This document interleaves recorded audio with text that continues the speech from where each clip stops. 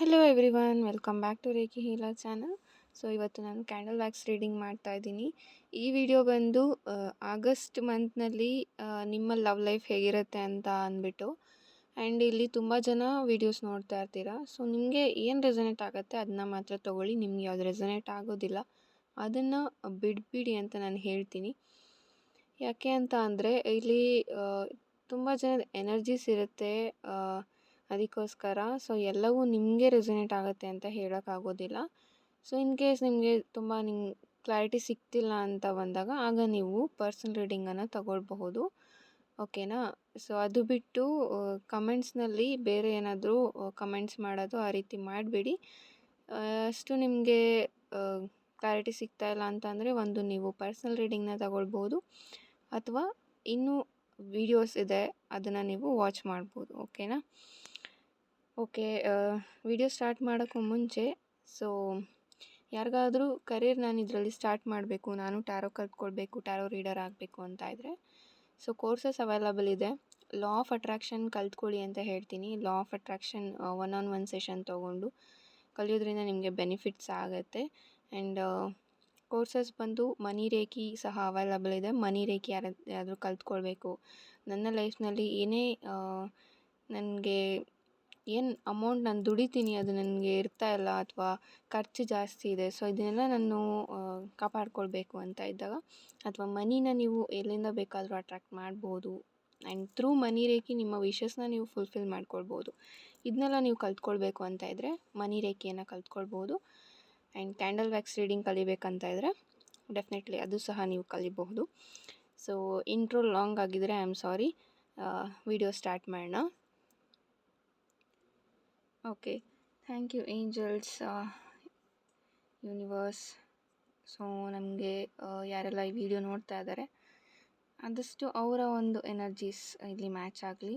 And August month love life ಏನಿದೆ ಆದಷ್ಟು ಅವ್ರಿಗೆ ಕ್ಲಾರಿಟಿ ಸಿಗಲಿ ಅಂತ ನಾನು ಪ್ರೇ ಮಾಡ್ತಾ ಈ ಒಂದು ರೀಡಿಂಗ್ ನಾನು ಸ್ಟಾರ್ಟ್ ಮಾಡ್ತಾ ಇದ್ದೀನಿ.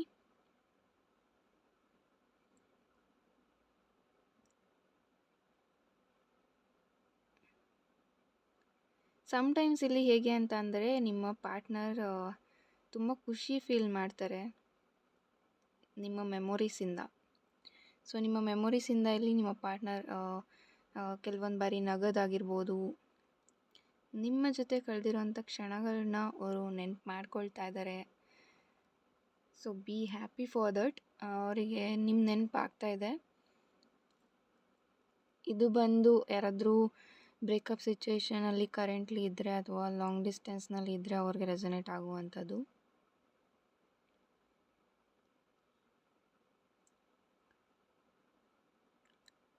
ನಿಮ್ಮನ್ನು ತುಂಬ ಪ್ರೊಟೆಕ್ಟ್ ಮಾಡೋ ರೀತಿ ಅವರು ನಿಮ್ಮನ್ನ ಕೇರ್ ಮಾಡ್ತಾಯಿದ್ರು ನೀವು ರಿಲೇಷನ್ಶಿಪ್ನಲ್ಲಿ ಇದ್ದಾಗ.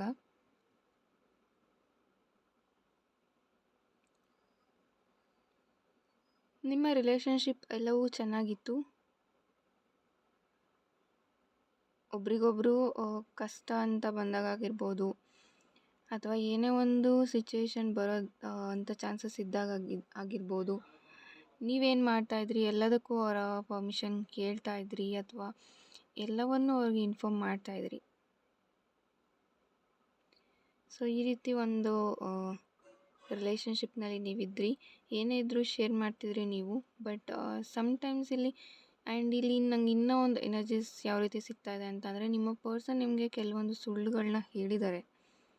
ಬಟ್ ಆದರೂ ಸಹ ನೀವು ಇಲ್ಲಿ ಅವ್ರನ್ನ ಬೇಕು ಅಂತ ಹೇಳ್ತಾ ಇದ್ದೀರಾ, ಬಟ್ ಅವರು ಇಲ್ಲಿ ನಿಮ್ಮನ್ನು ಬೇಡ ಅಂತ ಹೇಳ್ತಾ ಇರ್ಬೋದು. ಈ ಥರ ಸಿಚುವೇಷನಲ್ಲಿ ಇರೋರು ಸಹ ಇಲ್ಲಿ ವಿಡಿಯೋ ನೋಡ್ತಾ ಇರ್ಬೋದು. ತಪ್ಪು ಅವ್ರದ್ದೇ ಆಗಿದ್ದರೂ ಇಲ್ಲಿ ನೀವು ಅವ್ರು ಬೇಕು ಅಂತ ಅವ್ರ ಹಿಂದೆ ಹೋಗ್ತಾ ಇದ್ದೀರಾ.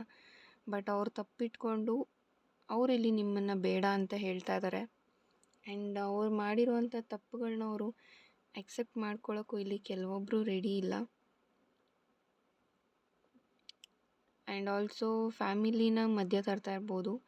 ಸೊ ಮನೆಯಲ್ಲಿ ಒಪ್ಪೋದಿಲ್ಲ, ಈ ರೀತಿ ಕೆಲವೊಂದು ರೀಸನ್ಸ್ನ ನಿಮಗೆ ಕೊಡ್ತಾ ಇರ್ಬೋದು. ಇಲ್ಲಿ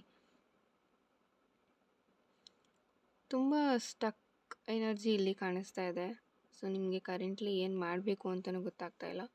ಬಿಕಾಸ್ ಇಲ್ಲಿ ತುಂಬ ಏಜ್ಡ್ ಪರ್ಸನ್ಸ್ ಸಹ ನೋಡ್ತಾ ಇರ್ಬೋದು. ಸೊ ನಿಮ್ಮ ಮನೆಯಲ್ಲಿ ಮ್ಯಾರೇಜ್ ಪ್ರಪೋಸಲ್ಸ್ ನಿಮಗೆ ತರ್ತಾ ಇರ್ಬೋದು. ನಿಮಗೆ ಆ ಒಂದು ಪ್ರಪೋಸಲ್ಸ್ನ ಆಕ್ಸೆಪ್ಟ್ ಮಾಡಬೇಕಾ ಬಿಡಬೇಕಾ ಅದು ಸಹ ನಿಮಗೆ ಗೊತ್ತಾಗ್ತಾ ಇಲ್ಲ. ನಿಮ್ಮ ಪರ್ಸನ್ಗೆ ನೀವು ವೆಯ್ಟ್ ಮಾಡಬೇಕಾ ಅದು ಸಹ ನಿಮಗೆ ಗೊತ್ತಾಗ್ತಾ ಇಲ್ಲ. ಸೊ ಆಗಸ್ಟ್ ಮಂತ್ನಲ್ಲಿ ನಿಮಗೆ ಪ್ರಪೋಸಲ್ಸ್ ಬರುವಂಥ ಚಾನ್ಸಸ್ ಇದೆ. ಬೇರೆ ಮ್ಯಾರೇಜ್ ಪ್ರಪೋಸಲ್ಸ್ ನಿಮಗೆ ನಿಮ್ಮ ಮನೆಯಲ್ಲಿ ಕೊಡ್ಬೋದು, ಅಥವಾ ನಿಮ್ಮ ಫ್ರೆಂಡ್ ಸರ್ಕಲ್ಸ್ನಲ್ಲಿ ಬೇರೆ ಕಡೆಯಿಂದ ನಿಮಗೆ ಪ್ರಪೋಸಲ್ಸ್ ಬರುವಂಥ ಚಾನ್ಸಸ್ ಇದೆ. ಆ್ಯಂಡ್ ಆಲ್ಸೋ ಆಗಸ್ಟ್ ಮಂತ್ನಲ್ಲಿ ನಿಮ್ಮ ಪಾರ್ಟ್ನರ್ ಕಡೆಯಿಂದ ಯಾವುದೇ ಆ್ಯಕ್ಷನ್ ತಗೊಳ್ಳೋ ಅಂಥ ಸ್ಥಿತಿಯಲ್ಲಿ ಇಲ್ಲ. ಅವರು ಥಿಂಕ್ ಮಾಡ್ತಾ ಇಲ್ಲ, ನಾನು ಈ ರಿಲೇಷನ್ಶಿಪ್ಗೋಸ್ಕರ ಏನಾದರೂ ಸ್ವಲ್ಪನಾದರೂ ಎಫರ್ಟ್ ಹಾಕಬೇಕು ಅಂತ. ಸೊ ಇದು ಒನ್ ಸೈಡೆಡ್ ಎಫರ್ಟ್ ಆಗಿದೆ ಅಂತ ಹೇಳ್ತೀನಿ. ತುಂಬ ಎಫರ್ಟ್ಸ್ ಹಾಕಿದ್ದೀರಾ. ಸೊ ಒಂದು ನಾನಿಲ್ಲಿ ಏನು ಹೇಳೋಕ್ಕೆ ಇಷ್ಟಪಡ್ತೀನಿ ಅಂತ ಅಂದರೆ, ಸೊ ನೀವು ಅಂದ್ಕೊಳ್ಬೇಡಿ ನಾನು ಮಾತ್ರ ಈ ರಿಲೇಷನ್ಶಿಪ್ ಉಳಿಸ್ಕೊಳ್ಳೋಕೆ ಇಷ್ಟು ಟ್ರೈ ಮಾಡ್ತಾಯಿದ್ದೀನಿ ಅಂತ.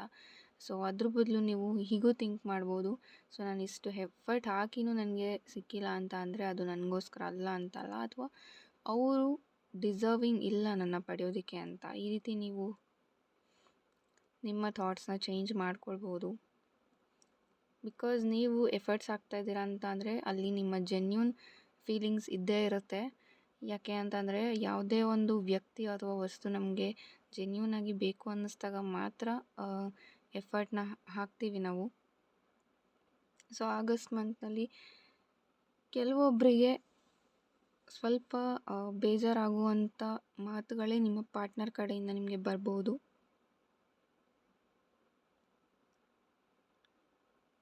ಆ್ಯಂಡ್ ಇನ್ನು ಕೆಲವೊಬ್ಬರಿಗೆ ಅವ್ರಿಗೆ ಪ್ರೀತಿ ಇದೆ ಬಟ್ ಎಕ್ಸ್ಪ್ರೆಸ್ ಮಾಡ್ಕೊಳ್ತಾ ಇಲ್ಲ ನಿಮ್ಮ ಹತ್ರ. ಫ್ಯಾಮಿಲಿ ಇಶ್ಯೂಸಿಂದ ಅವರು ಅದನ್ನೆಲ್ಲ ಮುಚ್ಚಿಡ್ತಾ ಇರ್ಬೋದು ನಿಮ್ಮ ಹತ್ರ.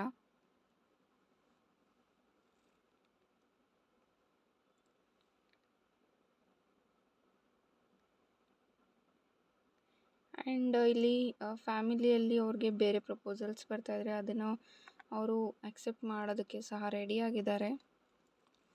ಬೇರೆ ಒಂದು ಮದುವೆ ಅಥವಾ ಬೇರೆ ರಿಲೇಷನ್ಶಿಪ್ಗೆ ಸಹ ರೆಡಿಯಾಗಿದ್ದಾರೆ ಅಂತ ಹೇಳ್ತಾ ಇದೆ. ಸೊ ಇಲ್ಲಿ ನಿಮಗೆ ಯಾವುದು ರೆಸೊನೇಟ್ ಆಗುತ್ತೆ ನಿಮ್ಮ ಸಿಚುವೇಶನ್ಗೆ, ಸೊ ಅದನ್ನ ಮಾತ್ರ ತಗೊಳ್ಳಿ. ಯಾವುದು ರೆಸೊನೇಟ್ ಆಗಲ್ಲ ಅದನ್ನ ಬಿಡಿ. ಇಲ್ಲಿ ನಿಮ್ಮ ನಂಬಿಕೆಗೆ ಮೋಸ ಆಗಿದೆ. ನೀವು ಎಷ್ಟು ನಂಬಿದ್ರಿ ನಿಮ್ಮ ಪಾರ್ಟ್ನರ್ನ, ಬಟ್ ಇಲ್ಲಿ ಅದು ಮಿಸ್ಯೂಸ್ ಆಗಿದೆ. ಒಂದು ರಾಂಗ್ ಪರ್ಸನ್ಗೆ ನಾನು ನನ್ನ ಫೀಲಿಂಗ್ಸ್ನ ನಾನು ಹೇಳ್ಕೊಂಡ, ನನ್ನ ಪ್ರೀತಿಯನ್ನು ನಾನು ರಾಂಗ್ ಪರ್ಸನ್ಗೆ ನಾನು ಕೊಟ್ಟನ ಅನ್ನೋ ಒಂದು ಥಿಂಕಿಂಗಲ್ಲೇ ನೀವು ಹೇಗೆ ಅಂತಂದರೆ ಆ ಒಂದು ಯೋಚನೆ ನಿಮಗೆ 24/7 ಬರ್ತಾನೆ ಇರುತ್ತೆ. ನಿಮ್ಮ ಪರ್ಸನ್ ಬಗ್ಗೆ ಯೋಚನೆ ಮಾಡಿದಾಗೆಲ್ಲ ಎಲ್ಲೋ ಒಂದು ಕಡೆ ನಾನು ತಪ್ಪು ಮಾಡ್ದೆ, ರಾಂಗ್ ಚಾಯ್ಸ್ ಮಾಡಿದ್ನ ಅಂತ ನಿಮ್ಮ ಅನಿಸಿಕೆ ಸಹ ಇಲ್ಲಿದೆ.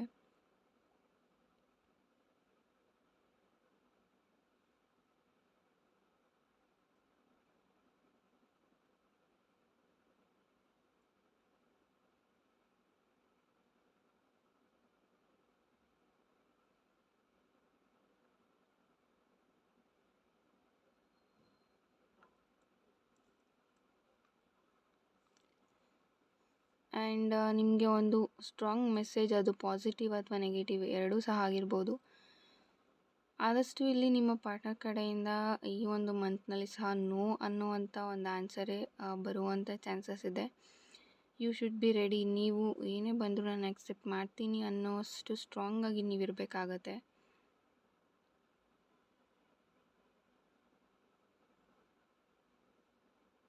ಯಾರಾದರೂ ಡಿಪ್ರೆಷನ್ಗೆ ಹೋಗ್ತಾ ಇದ್ದೀನಿ ನಾನು ಅಂತ ಅನ್ನಿಸ್ತಾ ಇದ್ದರೆ ಆದಷ್ಟು ಅದರಿಂದ ಹೊರಗೆ ಬನ್ನಿ.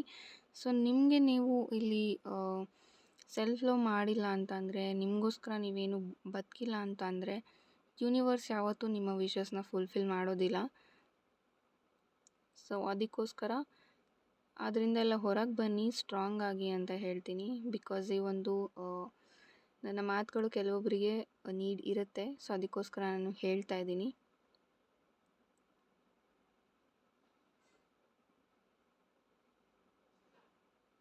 ನೀವು ರಿಲೇಷನ್‌ಶಿಪ್‌ನಲ್ಲಿ ಇದ್ದಾಗ ಸಹ ಇಲ್ಲಿ ಓವರ್ ಪೊಸೆಸಿವ್ನೆಸ್ ಅನ್ನೋದು ಒಂದಿತ್ತು.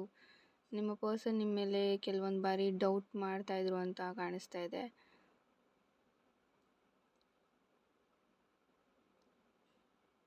ಅಥವಾ ನೀವು ಇಲ್ಲಿ ಸಣ್ಣ ಸಣ್ಣ ವಿಚಾರಕ್ಕೂ ಸ್ವಲ್ಪ ಜಗಳ ಅನ್ನೋದನ್ನ ಮಾಡ್ತಿದ್ರಿ.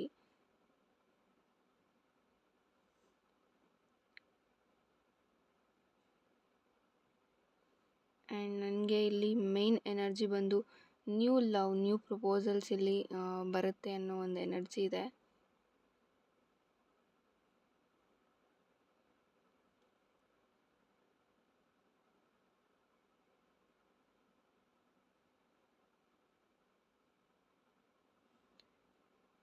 ಥ್ಯಾಂಕ್ ಯು ಸೋ ಮಚ್ ಈ ಒಂದು ವಿಡಿಯೋ ಯಾರೆಲ್ಲ ನೋಡಿದ್ರಿ. ನಿಮಗೆಲ್ಲರಿಗೂ ಒಳ್ಳೆಯದಾಗಲಿ ಅಂತ ಬಯಸ್ತೀನಿ. ಆಲ್ಸೋ ರಿಲೇಷನ್ಶಿಪ್ ಹೀಲಿಂಗ್ ಅಥವಾ ಪರ್ಸನಲ್ ರೀಡಿಂಗ್ ಯಾರಿಗೆಲ್ಲ ಬೇಕಿದೆ, you can definitely message me. WhatsApp message ಮಾಡಿದ್ರೆ ನಿಮಗೆ ಖಂಡಿತವಾಗ್ಲೂ ರಿಪ್ಲೈ ಸಿಗುತ್ತೆ. ಕಾಲ್ ಮಾಡಿದ್ರೆ ನಿಮಗೆ ರೆಸ್ಪಾನ್ಸ್ ಸಿಗೋದಿಲ್ಲ.